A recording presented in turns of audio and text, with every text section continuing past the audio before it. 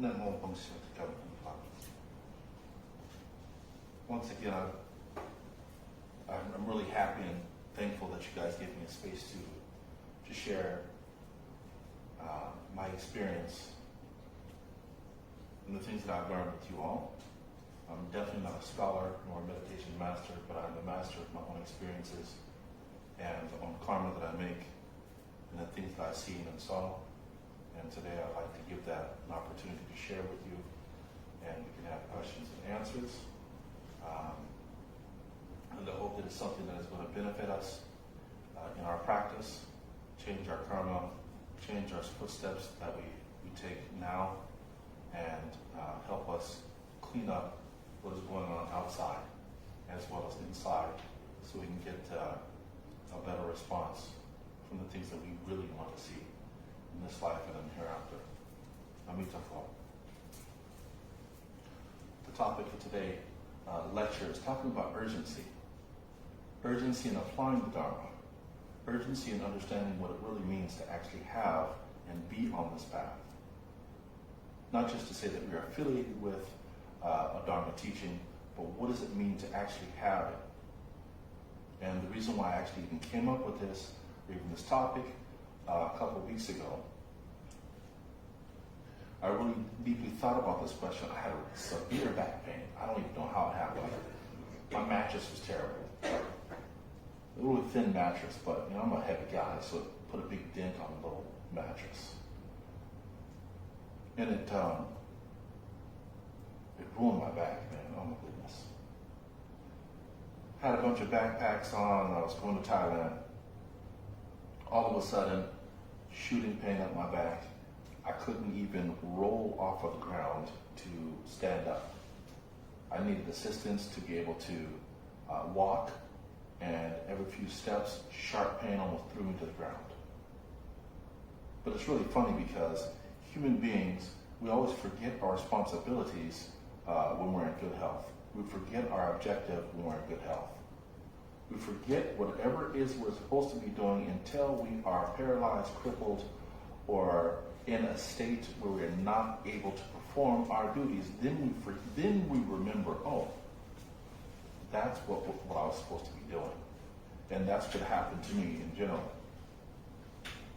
I thought about all the times that all the time I wasted when I could have been meditating. I could have been looking up, researching. I thought about all the times I could have been doing charity, helping people, sweeping the temple, just your basic normal everyday things, or your things that are going to help propel you in the practice. I was in there bedridden for 4 days, and I sat there and beat myself up. I said, I had good health for such a long time. I had a clear mind for such a good amount of time, and I was not doing my responsibilities until now. I can't do them. And I said to myself, this is a really good lesson for you. I'm actually glad that your back is hurting you right now, because now you remembered your path that you're supposed to be on. It's not to be sitting there indulging in this false idea of time. We don't have time. Time has us. We do not have any time to be procrastinating, playing around. What do we think we're going to live forever? No, we're not going to be living forever. We know that. As uncomfortable as it is to talk about, it is a reality that we must materialize in our speech, our action, and our mind and our thoughts. That every second counts. Every moment counts. Every time we procrastinate, we're telling ourselves we're not ready for nirvana. I want to do something else. I'm not ready to liberate because I want to go to Jimmy John's. They didn't sponsor that comment. So our purpose is to create an atmosphere where we are no longer afraid to put the practice, the application of the Dharma on the side. So that is what fostered this conversation of urgency, of applying what it is of the Dharma, whatever aspect of the Dharma, the paramis, or whatever it is, apply it now. People are depending on you. You are depending on you. You are depending on you to lift yourself up. You are depending on you to radiate that love, radiate that compassion, and send it outside. We can look outside and see what's going on. That is a manifestation of us not doing the proper job that we need to be doing. People need our love. People need our compassion. Now, we don't go out there bashing people over the head with what we know from scriptures and things like that, but we show them. We blind them with the light of love, compassion, and kindness. We work and we walk in the footsteps of the Buddha, the Arahant, and the Bodhisattva. They're depending on you. They have lost hope that someone is out there doing what they wish they would saw when they were younger, wish what they saw before they got in the situation they were in. You are that person. So do we have time to procrastinate? No, we don't. We don't have that time to procrastinate. We can't wait until we're old. We're already old. I know I'm old. 46 years old. I might not look it. I cut all the gray hairs off this morning. But we're getting there. Brother, I know your kneecaps is hurting. Right? Yeah, we're feeling it. My back's been hurting. And the longer we go on, we start to realize and see that we're having those ideas. I should have did that when I was younger. I should have did that when I was younger. That's a warning sign. That's telling you right there. And there's other signs you can tell. We have a lot of anxiousness in our behaviors and our actions and our choices. That's that there's a turbulence that's going internally inside the mind. It's trying to tell you need to hurry up. But if you have wisdom, you know it's not hurry up and choose and buy and indulge in greed, indulge in panha, which is craving, or chanda, which they call a grasping. It's telling you to hurry up and do more good deeds, improve your merit, change your karma. It's knocking on your door. Life is always continuously changing. Even though we have these receptors in our mind we have receptors in our mind that try to block out that image, but it's there all the time. How? Look at the tree. It changes color every season. The leaves fall right off of that tree right in front of our face.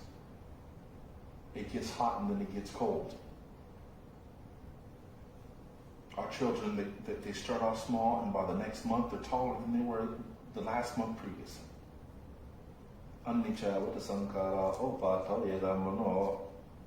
It's telling you that change is part of the system that we're on right now. The Dharma is always changing. It is always developing, so must you. We must let go of these ideas that we are going to be here and we're just comfortable. It's not working. We can't be complacent about what's going on. Don't be shy to love a person verbally, or at least in your heart, or radiate the love that you have. Don't be shy for that. Don't feel bad because you have love in your heart. We're all here today because we have love for the Dharma. We have love for the Buddha. We have love for the Sangha, the Bodhisattva. In this room is enough people to change this whole town, and I'm not joking. I mean that by every piece of my heart. There's enough wisdom in here. There's enough effort in here. There's enough youth, and there's enough compassion in here to change the whole entire city, and I mean that. If the Buddha himself can change an entire country by himself, from an old empire of Brahmanism, and change it into the system of the Sasana Buddha, which is the Buddha Sasana, the Dhamma, the way of the Buddha. Look at us in here, and we have the Buddha deep buried inside of our hearts. Look how many people we have in here. We could have been outside doing anything we want. We came here today to share with each other, to show each other our support for the Dhamma and for the Sangha. That's something to be proud of. That is something to be amazed of. We are the chosen few. We are the chosen few. With all of our background, Islamic, Judaic, Abrahamic faith, Christianity, and whatever faith we came from, we're all here today. And And some of us, if we're not even Buddhists, it doesn't matter. We came here because we wanted to hear something that radiated with the truth that we are familiar with. That's something to be happy about. We sat here and meditated in quiet and spread all the love with each other. We don't even know, a lot of us don't even know each other's names. It didn't matter. That's wonderful. And I'm very proud of us for being here for that. There is a verse inside of the Dhammapada, this Aniguttara Nikaya. Don't wait for old age. Don't wait for old age. I will not neglectfully, thinking I am still young, aging, sickness, and death come without warning. I realized that real quick.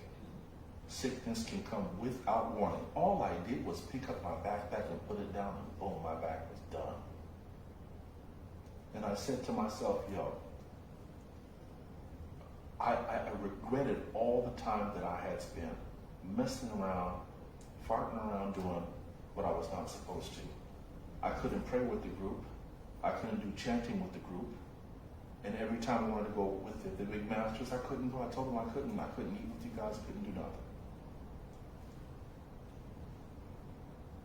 We know that living in a state of regret is suffering. Why do we cause ourselves to suffer? Why? Why do we think we need to suffer? For what? You get no reward from that.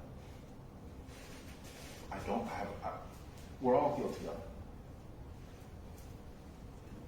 The Dhammapada verse 21, mindful among the heedless, awake while others dream. Such a wise one advances like a swift horse, leaving the slow one behind. When we took on this path, when we took on the message of the Buddha as being a pinnacle of wisdom, we told ourselves we are going to follow the Buddha because he is the light that shines in the darkness, away from that in which was heedlessness. What is heedlessness other than forgetfulness?